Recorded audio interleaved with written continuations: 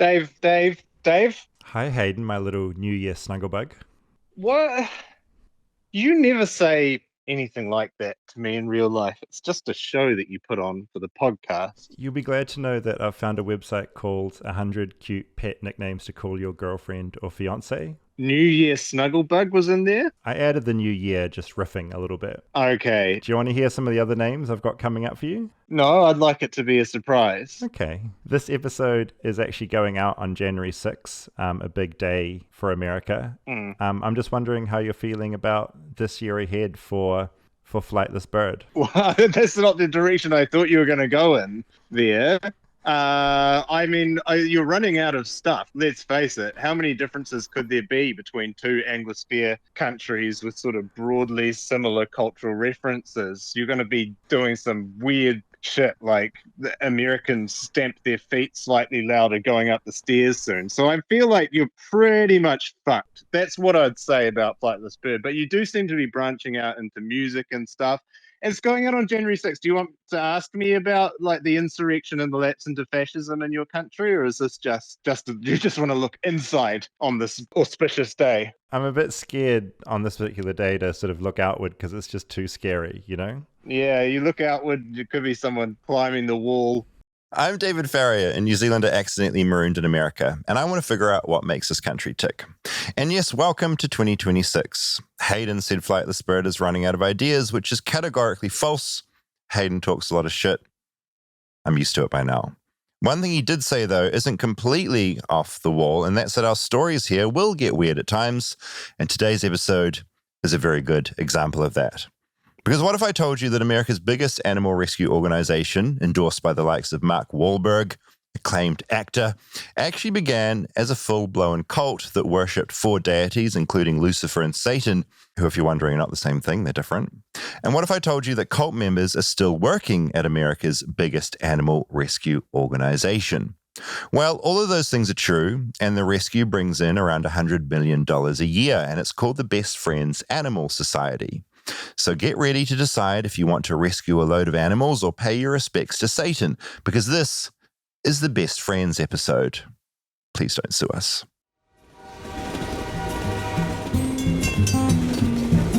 Flightless, flightless, flightless bird touchdown in America.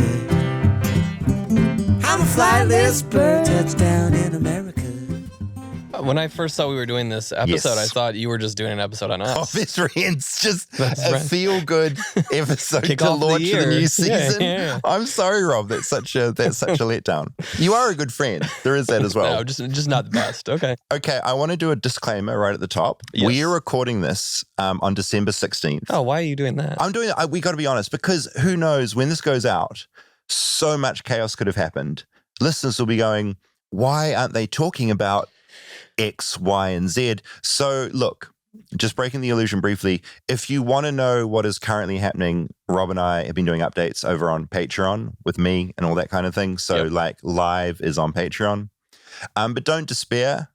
You're listening on January 6th as I sit here recording with Rob. I just hope that I trust everyone as well. We're all standing. Yeah, it's a couple weeks is We'll a see. long time in America, as you've learned. It's a really long time. Next week, we will be recording this in the new year. Yes. So, And we'll be sort of up to date with yeah. the timeline. Anyway, We're doing this one a little early because of the holidays and yes. not having to rush our team back to work. People deserve a break Yes. if they can. But yeah, welcome to 2026, figuratively and metaphorically.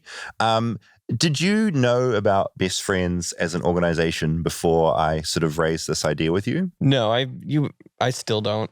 Okay, great. Even after that intro, I'm So like, what the hell is going on? Yeah. I mean, we'll get into the doc pretty quickly because I think that lays everything out. Mhm. So this episode is based on reporting I did on Webworm last year, and I published this in December. And then, no, maybe November. And then the Smithsonian wrote this really big piece about Mhm. Best Friends. and our friend Cheyenne took photos at the animal sanctuary. And so I was texting back and forth with him after the fact about this thing. And the Smithsonian story also talks about some of the cult aspects, but they were added to the Smithsonian as animal charity? No, yeah, so the Smithsonian has an online magazine, and they basically wrote this giant feature about best friends, promoting them as and animals. What they are. Yeah. And they mention aspects of what we're getting into here, but it's it's the best PR best friends could have possibly hoped for. Yeah. And it's just interesting seeing the different angles people can take on things. Well, so it's a current organization that just has bad roots. It's got some bad roots. It's got some questionable roots. Bad bits, good bits. Okay. The cult wasn't all bad, but it got pretty toxic. Why didn't they just change the name when they made the pivot? Or it was too established? Okay, so before we get into best friends specifically, yeah, in your mind, what role do animal shelters play here? Because in New Zealand, we have the SPCA, who basically look after animals. They run a lot of shelters. If someone is mistreating a pet, the SPCA will turn up and knock on your door and be like, why is your horse malnourished? Why are you keeping 1,000 cats in this tiny home? Yeah. What's the scope like in America? I mean, I feel like it's something that a lot of celebrities will take on, being like spokespeople. You're right, for like it. Mark Wahlberg. Mark Wahlberg, or like I think it's Price is Right, where it always ends with like spade and neuter your pets. Right. Or you've got the like infamous Sarah McLachlan. Because the thing is, when you're a celebrity, you're kind of looking for the safest possible thing to support, right? Like a celebrity going out and saying support this fund for Palestine is very different to a celebrity going out, we support this cancer research fund. Yeah, and well, a lot of it's like animal cruelty and then like kill shelters. And I think it was a big thing in Chicago around the music scene too. Like when veganism was starting, like PETA becoming a thing. Where like I had so many friends that they're rescuing dogs when they are adopting them, and they're fostering these dogs. Right, so that was like part of, I'm guessing, like sort of punk emo sort of scene, straight edgy kind of like crowds. I know so many people that had rescue pit bulls that like were from fighting rings or just found tied to a stump. Like my good friend Mikey had 2 pit bulls, one named Jeffrey Dahmer. Great name. And the other Big Girl. Really good. Big Girl's a great name. Yeah, Big Girl. Let me play that Sarah McLachlan. Okay. Fuck off. What a song, though. Oh.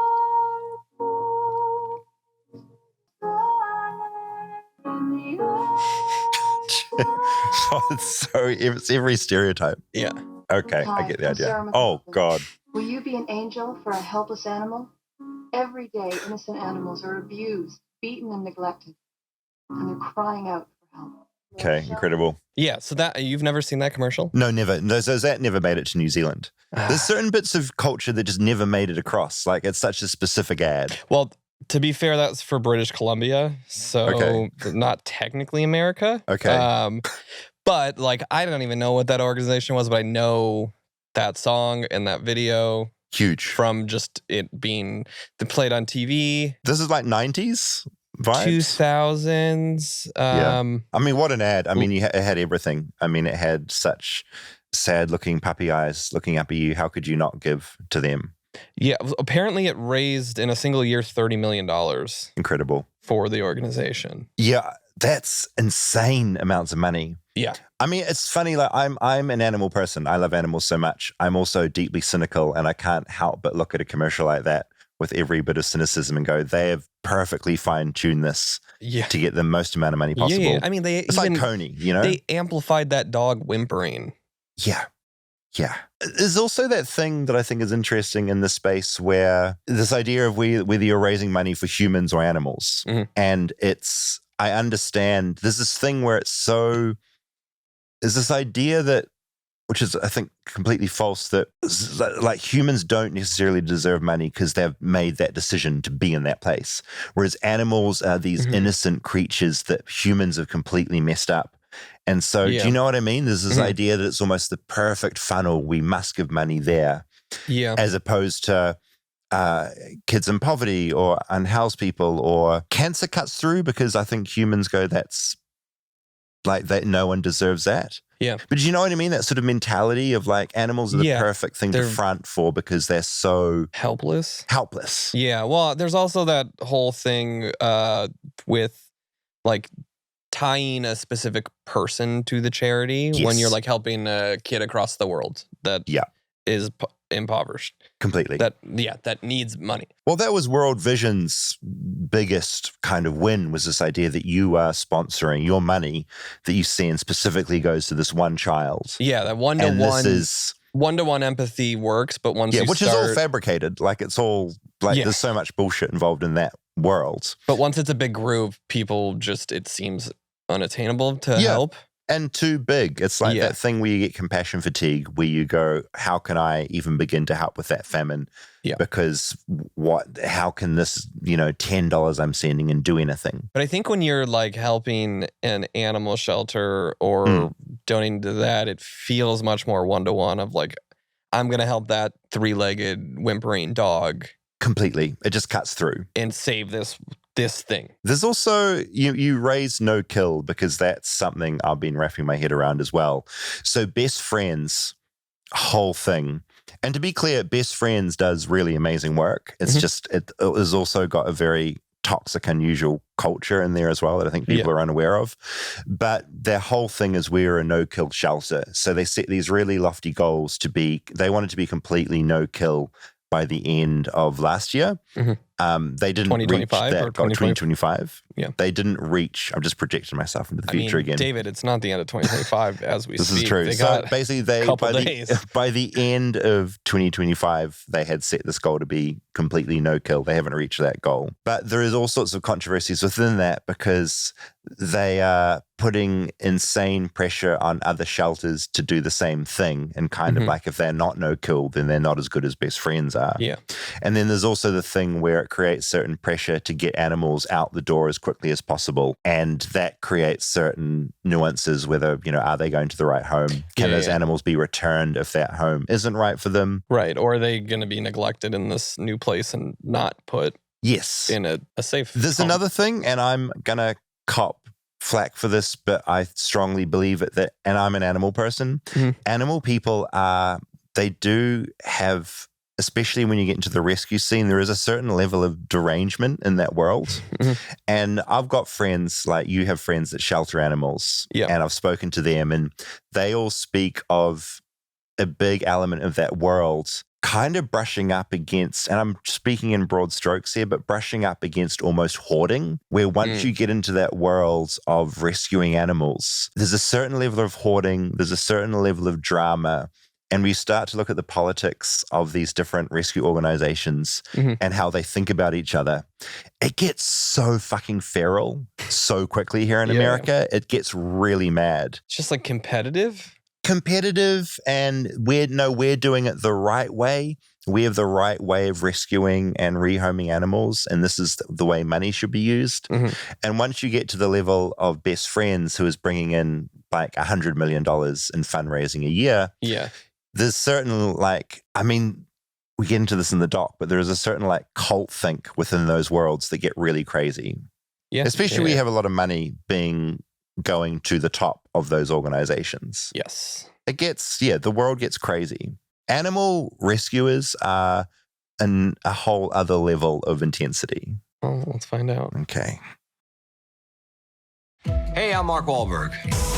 Best Friends Animal Society is working to make sure that every dog and cat in America has a chance to find a loving home of their very own. Visit bestfriends.org today and find an adoptable pet near you.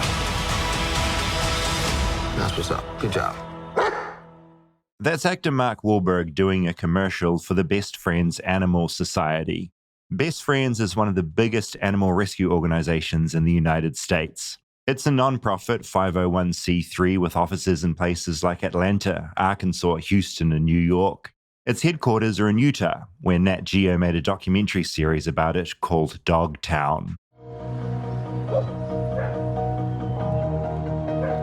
At Dogtown's medical clinic, vet tech Jeff Popowich prepares for a new arrival. Best Friends partners with shelters in all 50 US states and is a master at fundraising, bringing in over $100 million each year. Nat Geo TV shows and endorsements by celebrities help with that. They promote themselves as a no-kill animal rescue and are big on pet adoption. They actually have an adoption center in Los Angeles, not too far from me, so I dropped in. Best Friends has been around for about 40 years. We are a 501c3, so we do get donations. We're very lucky that people see our mission and agree with what it is that we're doing and they want to help. So we've been building our donor base and really our supporters nationwide. Our biggest facility is in Kanab, Utah, so that's our sanctuary. They have roughly 1,500 animals. Oh, big. Yes, and they range from cats, dogs, parrots, pigs, horses. Oh, so they do other animals. Yes, they have everything there, and it's an incredible 30,000 acre sanctuary. They do adoptions out there as well, but they also have animals who may be there for life, and so they have huge spaces, and it's a lot more relaxing and quiet there. And this is where I come clean, because I'm not interested in Best Friends due to its size and influence. I'm interested in its backstory and how it came to be.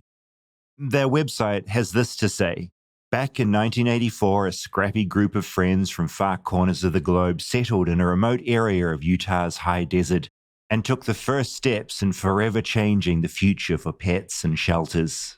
And while that is technically true, it's also annoyingly vague. I wanted to know more about those so-called scrappy group of friends that made up Best Friends, because I'd heard that the details of Best Friends' origin story is a lot, well, weirder, which is how I came to speak to Jared, who was there from the very beginning.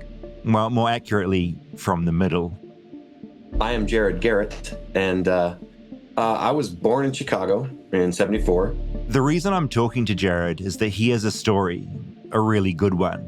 His parents were both members of the Process Church of the Final Judgement, a cult formed in the UK in 1966. It was called the Process for short.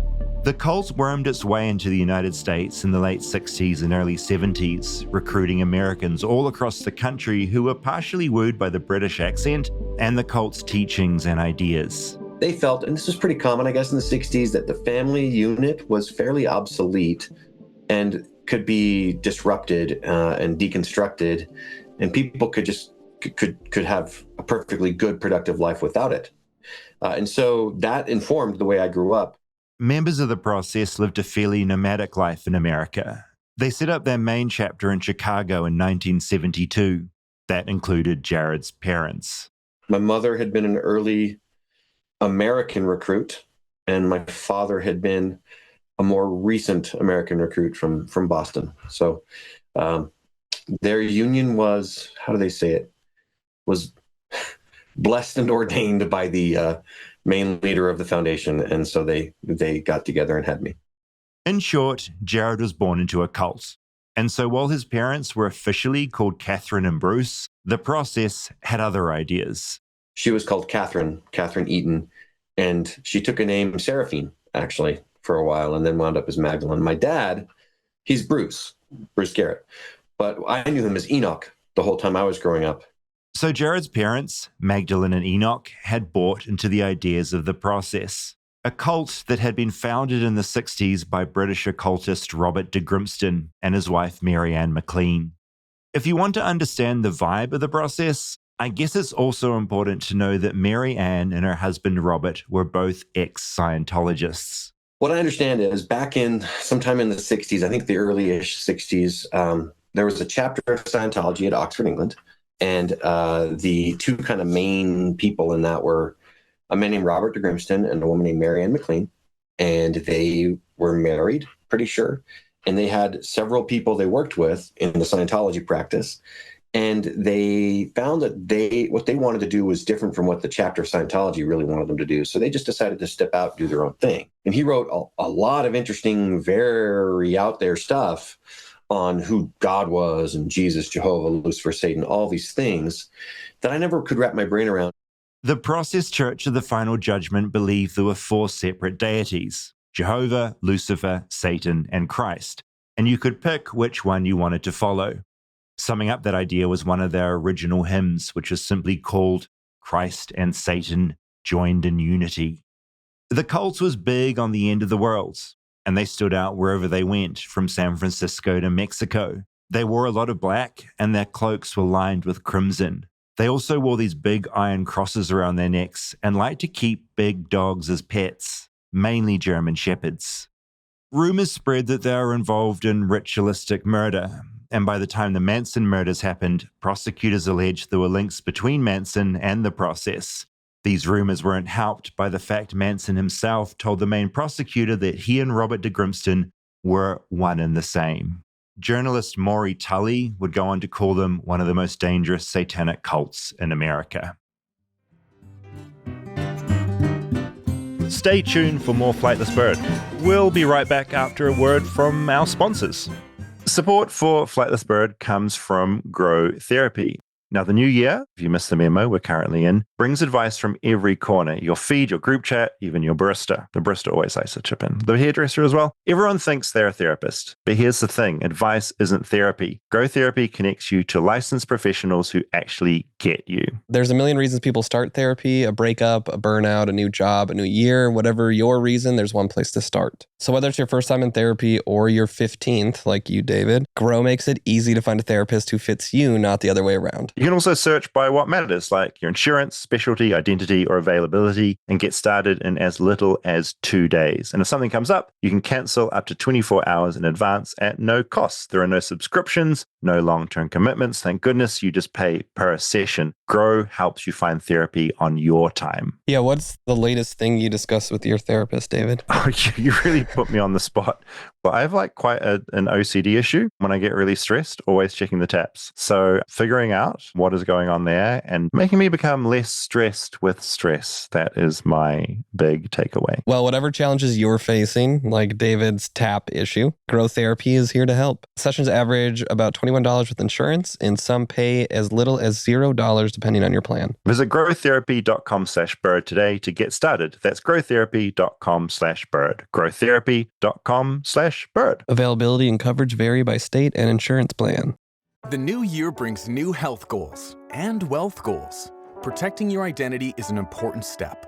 Your info is in endless places that could expose you to identity theft, leading to lost funds. LifeLock monitors millions of data points per second. If your identity is stolen, our restoration specialists will fix it, guaranteed, or your money back. Resolve to make identity health and wealth part of your New Year's goals with LifeLock. Save up to 40% your first year. Visit lifelock.com/podcast. Terms apply. Año nuevo, los mismos Extra Value Meals en McDonald's. Ahora te puedes llevar 2 snack wraps y papitas y una bebida mediana por solo $8. Solo por tiempo limitado. Precios y participación pueden variar. Los precios pueden ser más altos en Hawái, Alaska y California y con entrega. Anyway, time went on and Mary Ann and Robert split up thanks to Robert having an affair with someone much younger. Mary took over the process, choosing to focus less on Satan and more on Jesus. And by the time 1980 came around, when Jared was about 6 years old, the cult had been renamed the Foundation Faith of God, or simply the Foundation.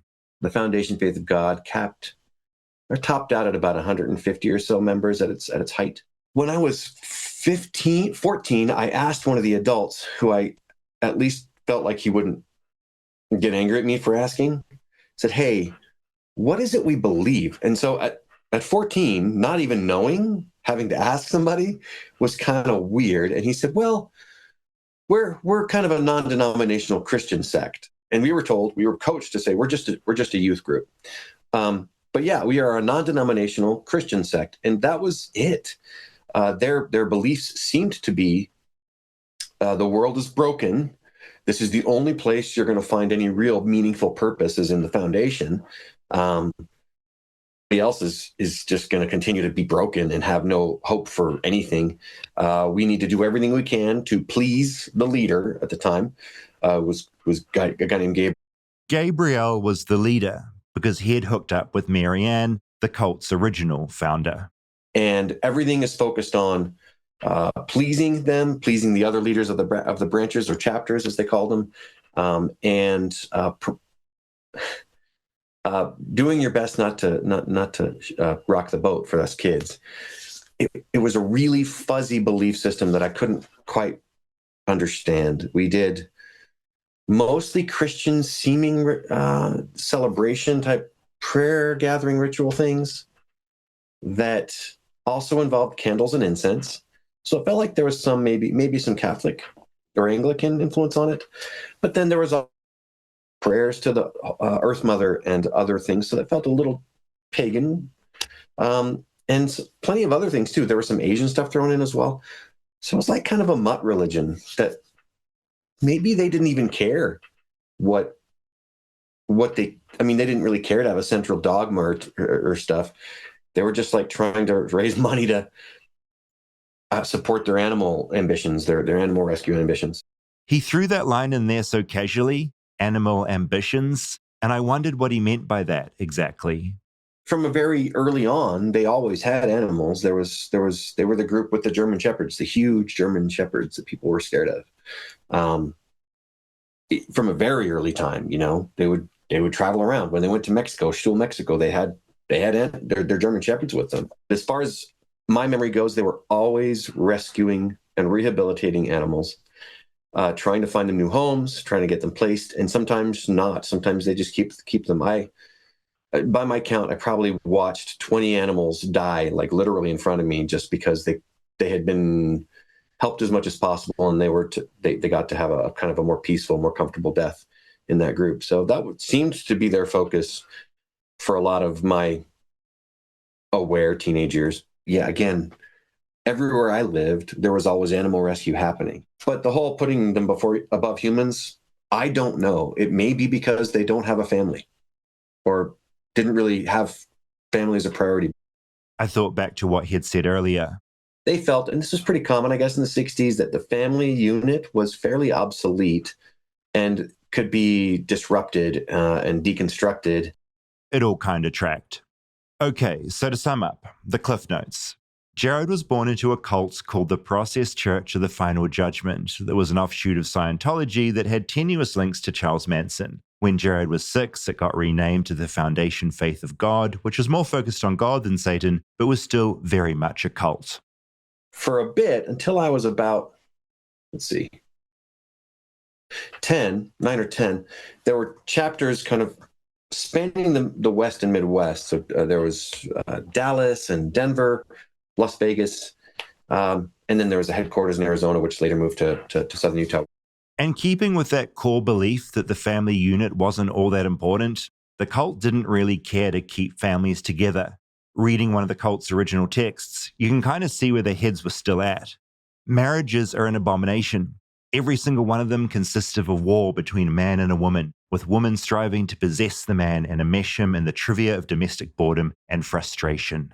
The kids were kind of just spread out, but then starting when I was around 9 or 10, they started being sent, all of them, to the Dallas branch because they decided to call that the Children's Center, and they started a school that was run entirely by the foundation for only kids in the foundation called Faith School. And so we grew up very, very commune-like. Everybody lived in the same house or houses, unless we outgrew that house, and then we'd have to get another one. For 6 years of my life, I lived in the same house in Dallas itself with all the boys, which were about 13 or 14 of us and 1 or 2 caretakers. But there was no, for me, and for I think the majority of the young people, relationship with like parents. I knew who my mother was. I actually had to find out who my father was when I was 9. Yes, another side note, Jared had no idea that Enoch was his dad until he was about 9 years old. Again, family stuff, not a big priority. I'd been told that this British fellow, who my mother was married to sometime before, was my dad. He was not. I looked like this other guy. Like I really look like this other guy. And people were starting to point it out, like, we think you're probably Enoch's son. I'm like, you're probably right. This was weirdly common. They were very cagey about some weird untruths. Like they would just hide these things, which was, to me, it's still very strange. And I've wrapped my brain around a lot of things, but that's one I still don't understand. But maybe it's to continue to disrupt the family relationships. But that's what it was. It was kind of unstable. We're not sure what's coming. We don't know where we're going to live sometimes. We move abruptly sometimes. We don't have relationships with adults that are very trusting in any real way. I never really trusted any of those guys as I was growing up because they could kind of quickly turn a temper tantrum into some sort of verbal, emotional, and for me, every so often physically abusive situation. So I tried to avoid contact with them as much as I could. And he used the term physically abusive, which I get him to expand on. Was there any sort of emotional or sort of physical abuse? Was there anything entering that territory? There is plenty of trauma there. I will lead off by saying we can heal from anything that comes our way. Our life can become beautiful from ashes, right? But yeah, there was. I mean, you don't do well with instability. Child psychologists can say with certainty that kids need stability. They need affection. They need love expressed. They need unconditional love. They need safe places. I and most of the other kids didn't have anything even resembling that. So just that neglect and abuse can be a trauma, and it was bad. And then there was physical abuse. I got the ever-loving crap beaten out of me one time by a guy who utterly lost his temper. And there was plenty of physical, smack you on the head, come on, don't do that, and other stuff. But that was relatively harmless, probably. I don't know. But getting beaten up and then all that's instability. And then there was also a lot of verbal and emotional abuse from specific people who had power over both adults and kids. I would not recommend it. And there were kids who had it worse off than me. There were kids who had it better than me. But there were a couple of kids who really were targeted by some things and preyed on by some other folks who really had no business being around kids. And there were some things that were done that felt like, and looking back, with some understanding of human psychology, that were absolutely attempts at brainwashing. Around the time he became a teenager, 13, the cult had really doubled down on the whole animal thing and chose a new headquarters in Utah. You can probably see where this is going.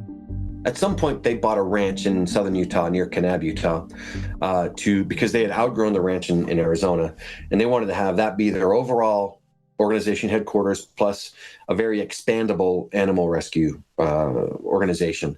And starting in, I think it was in 86 or 87, it's probably 87, I was one of the kids who got shipped out every summer to help build it. I did a lot of plumbing, I did a lot of pipe laying, a ton of dog poop scooping, which I really don't like. How old were you and what were you getting paid? Nothing. No paid. I was 13 the first time I went out.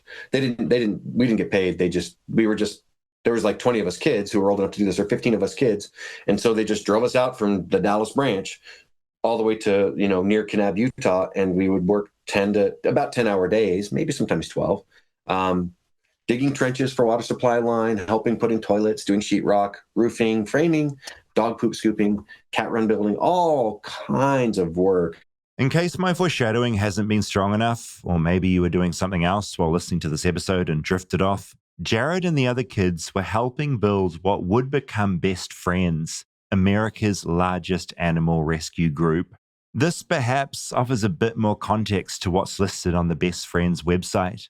Back in '84, a scrappy group of friends from far corners of the globe settled in a remote area of Utah's high desert and took the first steps to forever changing the future for pets and shelters.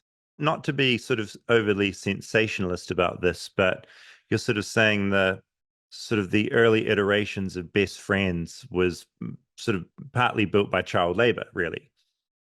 Yes. Oh yeah, absolutely. I mean, when we kids were there for those 2 months in the summer, we didn't outnumber the adults, but there was a good number of us, and we got a lot of work done. We dug miles of trenches, and yes, it was absolutely child labor. Absolutely. Jared says he later discovered that while all this was going on, Magdalene, his mother, had been a kind of servant to Mary Ann, the ex-Scientologist who'd kicked this whole thing off. By that time, my mother had, let's see, by that time she was basically the handmaiden of the woman, Mary Ann, who was still the leader of Best Friends / Foundation. Other former cult members have described Mary Ann as a terrifyingly powerful woman, and that's who Jared's mother served. And just for some clarity, just so I'm not lost in translation, when you say handmaiden, what do you mean by that term with your mother? She was like the way you would expect a leader of a religion that isn't really a very good religion to have servants who would just absolutely see to every detail of their lives. That was my mother's job for Mary Ann. She was utterly devoted to Mary Ann. My mother had been helping Mary Ann for most of her life at Best Friends. But yeah, she was her handmaiden. It's the correct term. My father had married another woman from the group. So he married this other lady, and they had a kid a couple of years later, who's my little sister, when I was 11. And they were stationed at Best Friends when it soon after it opened. They ended their charter as a religious organization in 95 and rechartered as a full-on 501c3. So by 1995, Best Friends was officially no longer a cult/religion. It was a charity. And to make it really clear, because I feel like all this is kind of confusing, what started in England as the Process Church of the Final Judgment had morphed into the Process in America, which had then morphed into what we have today, the Best Friends Animal Sanctuary. Jared is no longer a part of the cults, or what it turned into. He says not all his memories are bad ones, but that bad stuff happened there. His exit had some twists and turns, but essentially his biological father Enoch left, and Jared went to live with him. He got to attend his one senior year of school.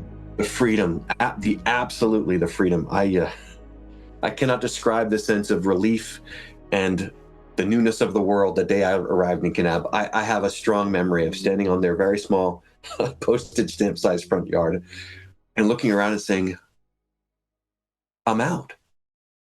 I'm free. I'm out. And seeing just the world laid in front of me full of possibilities. Sometimes he thinks about Best Friends still, and the information they leave off the website. There's nothing non-true in their website history of who they are. It's just that 20 years have erased, right? And a lot of stuff is glossed over. And the fact that 30 children were born in this thing and helped build version 1.10, whatever, and are erased could be hurtful if I had that capacity to feel hurt about that anymore. I've been blessed with not really caring anymore. But yeah, it's really messed up that nobody really knows that. It's strange to me that nobody really knows about this stuff. There are tours of their bustling sanctuary in Utah. Jared's been. As someone who literally helped build the place as a child, it's a surreal experience for him. But there are signs, there's a sign outside the visitor center. In 1984, a group of friends came together and did this. And for me, it's like, I can see that this is technically true, but in 1984, that group of friends already was together. They just came together and decided that this animal rescue is their main focus. But they were together for 20 years before that in a cult. If I was to go on one of the bus tours around their main headquarters, and maybe I got off the bus and sort of had a little run around the compound, sort of looking around, are there any clues to its cultish origins? Is there a big cave where they used to perform rituals? Is there a sort of a building that looks a bit like a church? Is there anything there that's sort of a sign of what was? So they don't talk about it, and you don't go there on your tour. There's something called the Lake House. The tour takes you up what used to be a county road that was gravel and needed grading all the time, up and around a beautiful vista. There's kind of some rocky promontories, and you go up and around, and then you hang a left, and all your options are left to go into this big circular area of a ton of things, except for way down near the highway is where the dog town is.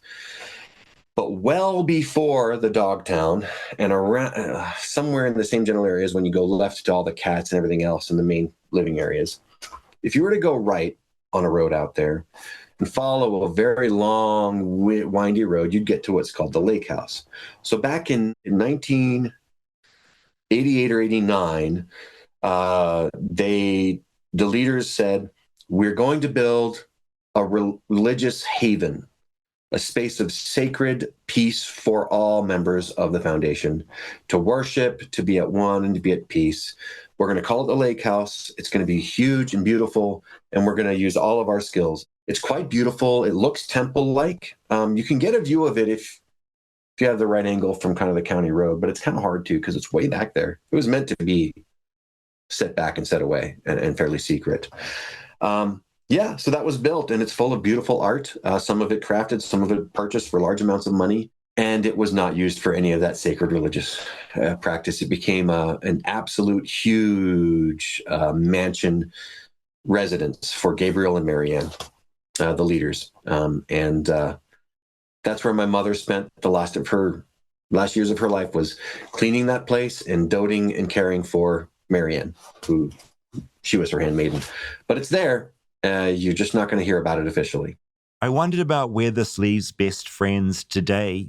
To your knowledge, is there any element of the cult that lives on besides this kind of maybe love of animals? Is there any kind of religious aspects that live on within Best Friends? I don't believe there's religious aspects beyond, a very heartfelt belief that animals are the better part of creation, and they it's our job to take care of them. It feels quite religious in the prioritization of animals, and it was that way growing up. Animals were held very much over humanity. Humanity was a disease who needed to do better and take care of the animals and the earth better. So I think that there's still a religiosity around that priority, but there's also still some cult-like hierarchical expectations in the leaders.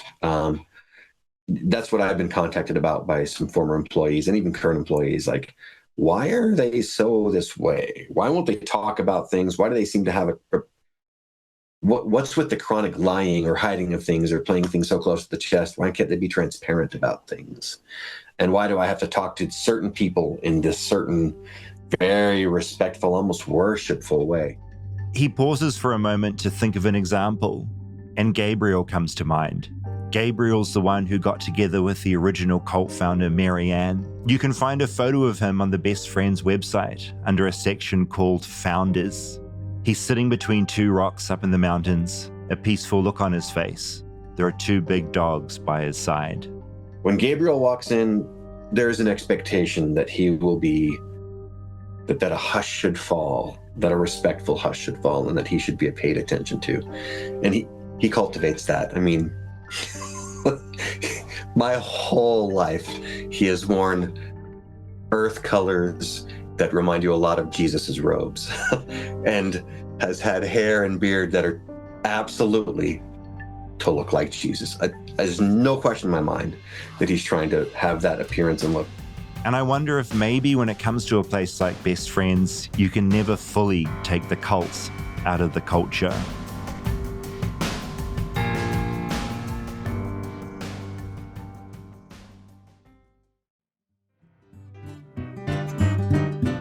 Stay tuned for more Flightless Bird. We'll be right back after a word from our sponsors. Support for Flightless Bird comes from Bombas. Now, for this ad read, I have my niece with me. Hello. So, people keep asking about my 2026 resolutions. Sure, I've got the usual goals: read more, hit the gym, get that gym bod going, learn how to crochet. But this year, there's a new one at the top of my list: get comfy. Get comfy all the time. And that's where Bombas comes in. They're bringing serious comfort to my everyday go-tos. The all-new Bombas sport socks are engineered with sport-specific comfort for running, golfing, hiking, skiing, snowboarding, and all sport, which, David, you do all of these things, right? I do so many sports. And how good am I at sports? Can you name a few you do, please? I play. Hey, let's move on. Do you want to talk about your mom's special friend from the ski lodge? Oh, no, we're not going to do that in this ad. They also have footwear. Niece, do you want to read about the footwear here? What one? Luxurious Shepards Sunday slippers that feel like walking on clouds. Yes, and they're made with super comfy and lightweight Eva, the Friday sandal. And they also have a new squishy Saturday suede slip-on shoe for comfort that's on the go. And David, I know you like this. Underneath it all, they have the softest base layers that have you rethinking your whole wardrobe. Their underwear and t-shirts are flexible, breathable, and buttery smooth. Premium everyday go-tos that you won't leave the house without. And look, the most important thing of all, the mission. For every item you purchase, an essential clothing item is donated to someone facing housing insecurity. On purchase, one donation with over 150 million donations and counting. So head over to bombas.com/bird and use code BIRD for 20% off your first purchase. That's BOMBAS.com/bird bird at checkout. Yeah. Bombas.com/bird, code BIRD. I had that dream again. My small business needs to hire, but I don't use LinkedIn, and I hire an energy vampire. But also, they're a literal vampire. And suddenly, my team is spending all their time sharpening wooden stakes and buying bulk silver and rehearsing ancient chants, and then I wake up.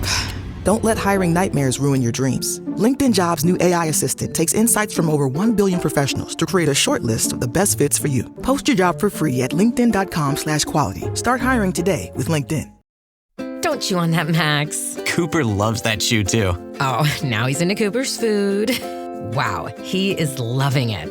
What do you feed Cooper? Blue Buffalo Life Protection Formula. He never leaves a crumb. I love it because it's made with high-quality protein, nutrient-rich fruits and veggies, and wholesome whole grains. Looks like we're switching to Blue. Blue Buffalo foods are made with the superior ingredients your dog needs to thrive. Can your dog food say that? Visit feedbluefood.com to learn more.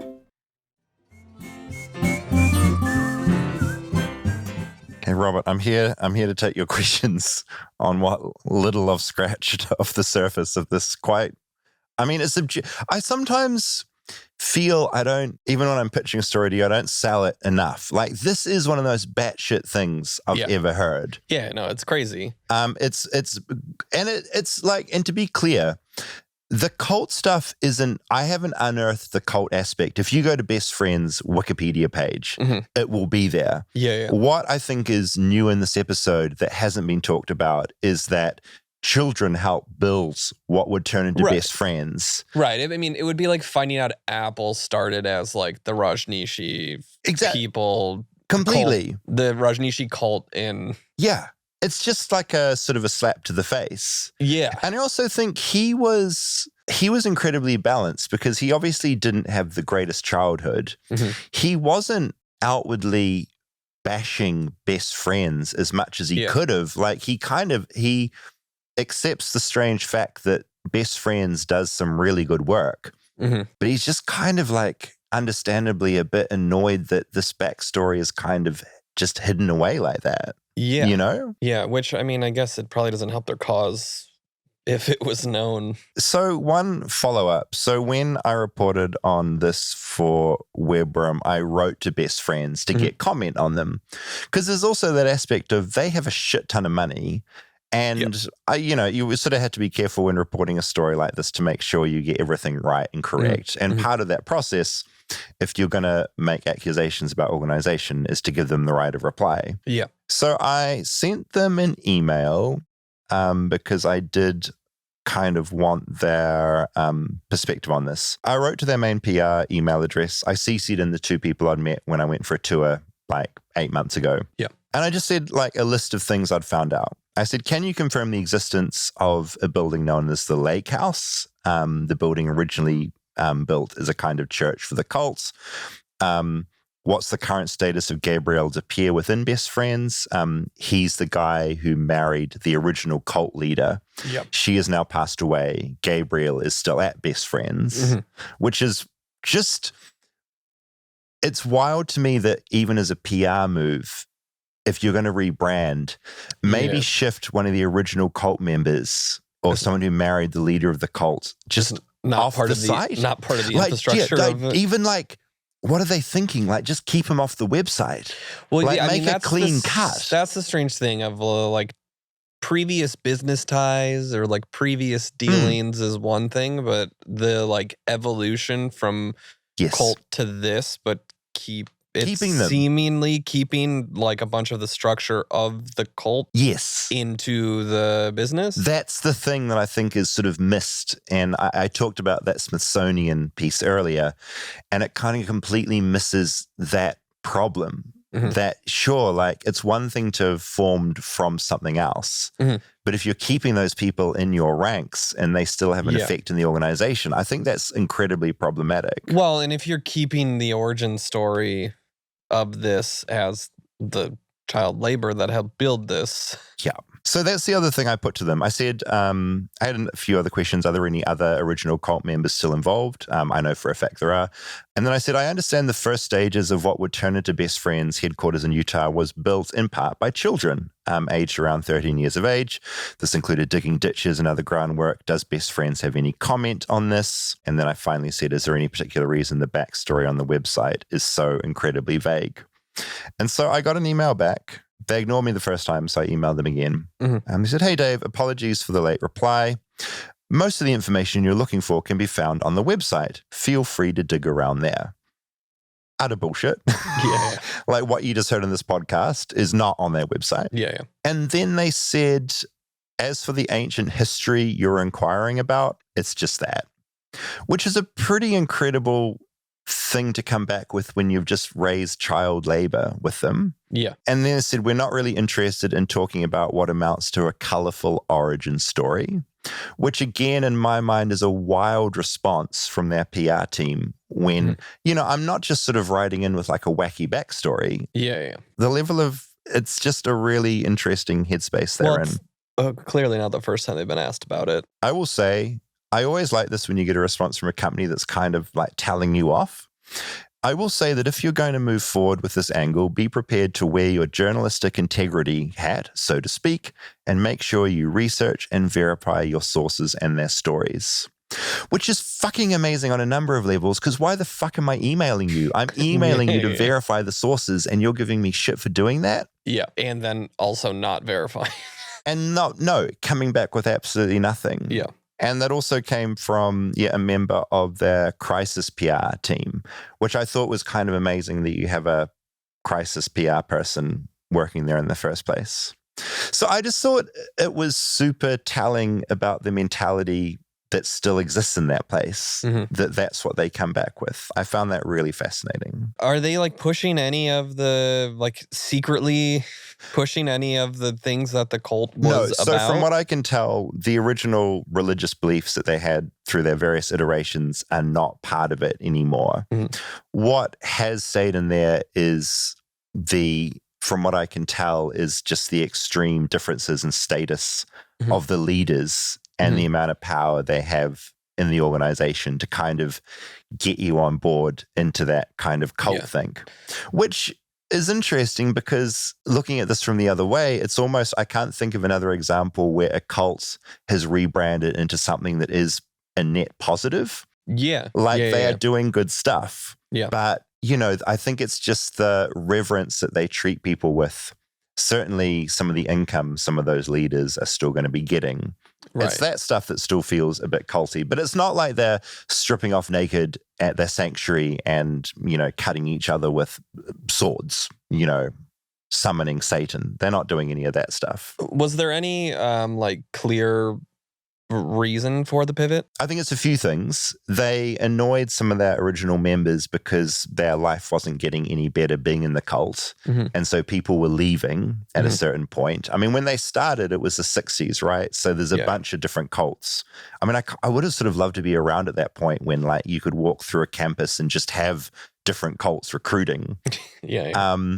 So they kind of ran out of kind of the power to keep people staying just for their kind of religious culty beliefs. And then just the whole time, because they had this belief that families weren't all that important and who your parents weren't that important, but we need to look after the animals. That was kind of this baked in thing that was always there. It seems like such an odd angle for a cult, though. They always had big Alsatians, so they'd be walking around in these big robes, big crosses or pentagrams around their necks, and big dogs. It was like part of their selling point was, You remember when The Matrix came out and everyone wanted to look like Neo in his big trench coat? It was kind of like that. It's like, who are those motherfuckers? Yeah. They look cool. And they did have a genuine belief that we need to look after the earth. We need to look after the animals. And so when it came to... Which is not a bad belief. Not a bad belief at all. Yeah. And when I sort of looked into this originally, I was like, is this a cynical move where we're just going to rebrand? I don't think it was all that cynical. I think they just put all their effort into animals now, change their name, drop the religion, and there they are. Yeah, but just no accountability for where they started None. from. Again, I'm so fascinated by that PR response because if they'd just replied saying something like, we acknowledge that we are no longer a cult. We acknowledge that back when we were founded, we did things that we now look back at and regret. This was really awful. Or we're just like under different leadership, under different mission, all sorts of ways to handle. So many. This was a totally different entity at that time than it is now. But I think that's the thing. I think they're kind of caught where they can't do that because they still have people like Gabriel, who was a cult member, still there on their website. So they're kind of a little bit strapped. I imagine he holds a certain amount of power in that organization where he doesn't want that stuff to be openly spoken about and talked about by this org that he's still a part of. Yeah. So it's just, I find it so, every aspect to it is just so deeply unusual and weird, and I sort of can't believe it's a real thing. What you said, there's a difference between Lucifer and Satan? Yeah. You want me to pull up Wikipedia? I thought you knew. You said it. No. Well, when I was writing my script, I was like, aren't they the same thing? Aren't they just like God's adversary? But in the Bible, they are different sort of entities. They're referenced in different ways. I feel like Satan is like top dog. Lucifer is another entity entirely. Different things. I had no idea aware about of that either. I thought they were one of the same. And then different guys. So what was the cult's... Or woman, we don't know. What was the cult's tied to Satan? Basically, I mean, I'm kind of into the concept. They just sort of, their understanding was like, whatever you identify with, you should follow. So I guess, look, ad-libbing here a bit, but Lucifer was like a rebel. He was an outsider. He maybe was a bit more liberally minded than Jesus. So we're going to follow this energy. So it wasn't like we're following Satan. We're going to sort of kill 1,000 babies and sacrifice them. It was more just like, he's more rebellious. Let's follow that. Yeah, it just seems like a wild pivot from Satan to then Jesus to then let's save some pets. And they were doing a lot of drugs, I imagine, at the time. It was like the 60s and 70s. They were definitely on something. And you look through some of their old, I mean, they'd create zines and they'd have artwork. And it's all, you know, some of their artwork has a big giant satanic goat sitting on a big throne, and it's like the processed church. So all the iconography they were just heavily on board with. And then when they did their first change into a different type of cult, they kind of suddenly dropped the Satan and Lucifer and sort of focused more on the traditional God stuff. So the way that they morphed and changed was sort of seemed like a bit of like a whim. I mean, he described it as a mutt religion. And I think that's kind of what it felt. They didn't know exactly what to hold on to, and so they could just change it to sort of fit what they were feeling that week. Yeah. Well, it's wild. And for Webworm, I spoke to Enoch as well, his dad. They now have a relationship, and he confirmed everything that his son talked about. Madly, when I put on Blue Sky my original article, and his Enoch's daughter responded, being like, yeah, this is a thing I grew up in as well, which felt like a very small world kind of scenario. I mean, I'm curious if, you know, it's a big organization, if any of our listeners have any more info or give to best friends or sort of have any takes on this. Maybe you didn't know any of it, but you've always given them money. I'm kind of curious what your thoughts are hearing this. flightlessbirdchat@gmail.com. What makes them different from a regular... The other big one? I mean, they work with all the smaller shelters. So they're this big overarching organization that works with all the other littler ones. Their main point of difference is we are hardcore no-kill. Like, this is what we all need to do. If you're a shelter and you're not no-kill, then you're acting unethically and you must change and you must be like us and you must work with us because we're the biggest and the best and we've got Mark Wahlberg and you don't. Yeah. Which, though, I mean, Mark Wahlberg, isn't he like a pretty hardcore Christian? He shills for a Catholic app. Yeah. Where you download the app to help you pray to God, you know. And he's also got a pretty dicey history. I mean, he was involved as a younger man in a bunch of, you know, racially motivated hate crimes. Yeah. You know, so he's Mark Wahlberg isn't great. Yeah. And yet, I think America and maybe humans in general, very short attention span where Mark Wahlberg can do something horrible. Best Friends can have this origin story, but we don't know it. We're just sort of happy to look at their latest project and go, oh yeah, you seem to be good and fine and let's not critique you. Right. Yeah, I guess my question or point was like the fact that he is also coming from this religious background. Oh, right. Like, yeah. And are there religious ties still to this organization, or it's just more likely that a religious person is going to be the one donating? And it's a really good question. Like, I wonder if a lot of them are, say, Christians, or if they're atheists, or if they're hippies, or if it's just a full spectrum of different religions and it transcends that. Yeah. Or do a lot of them still sway in that direction? Email us in flightlessbirdchat@gmail.com if you know, because I'd be curious about that as well. Who knew? Who friggin' knew? Tiny bit of feedback from Parasocial listener as that comes in. Just quickly, a couple of ones. My name is Tommy. I'm 31 from Dallas, Georgia. Been listening to Flightless Bird since the beginning. Flightless Bird has become a weekly ritual for me on my Tuesday commute. I've never written in. Cult-like. It's very cult-like. I've never written in before, but I wanted to let you know how much I enjoyed the interview in Parasocial listener. It was great hearing Nick's story, and the way he's handling his situation with such grace and bravery is very inspirational and gives me some perspective on my own life and how I handle things. I would love to hear occasional updates on how he's doing, especially that he's opted for a clinical trial instead of surgery this time around. Thanks for all you guys do. So yeah, thanks for writing in, Tommy. And the aim is to provide an update on Nick's trip to New Zealand. And I kind of just want to get his take on what he thinks of my weird little country. And Kalu Kelly from our Patreon said, what a beautiful episode. Needed to listen to something lovely this week. And Nick's perspective was that bit of loveliness. Nick, if you're reading, I'm sending you healing vibes from across the country and really hope the clinical trial is a positive experience for you. Been doing so much podcasting, I feel like my voice is running out. It's getting croaky. Do you hear? No, that's how you always sound. Do I always sound like this? Yeah. Oh my God, I can feel it. Any other notes, Rob? No.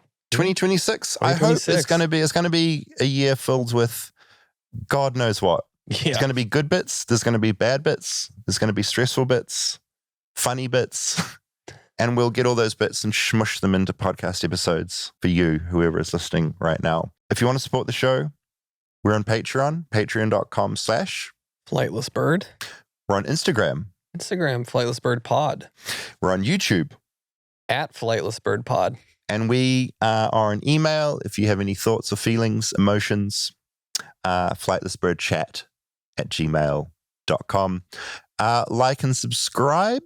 Yeah, and here's a little preview of this week's bonus episode on Patreon. Chirp, chirp.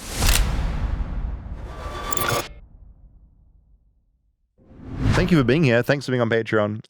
It's really fun to see you guys taking part in the chat threads and all that. One of those is called Q&A, where delightful questions roll in. What can Bravid tell us about his girlfriend? Wow, that is a very parasocial question, isn't it? Can we get more episodes with Calvin? He's such a smart kid, and I love listening. I think this is really interesting, and I want to know how you think about this. David, would you ever consider going on Taskmaster if invited? Please tell me you know what I'm talking about. Yeah, I have Taskmaster no idea rules. what you're talking about. I've been invited on our version of like Treasure Island and a few other reality shows. Traders. I got asked on that. Oh, you got asked to do Traders, David? Oh, when did you really earn the nickname Bravid? One thing you can say about me, incredibly brave. I'm going to pull up just a reminder. I messaged Roosevelt. Oh, you're such a piece of shit. What? That's not allowed. What do your Christmases look like? How do they differ from Christmas growing up? I think it's a good question for you as like an all-American boy. All-American boy. Keep the questions coming in. These are fun sessions. I love jumping into Patreon and just like flicking through what people are saying. Yeah. It's just it's a really good buzz in there, and it makes me very happy.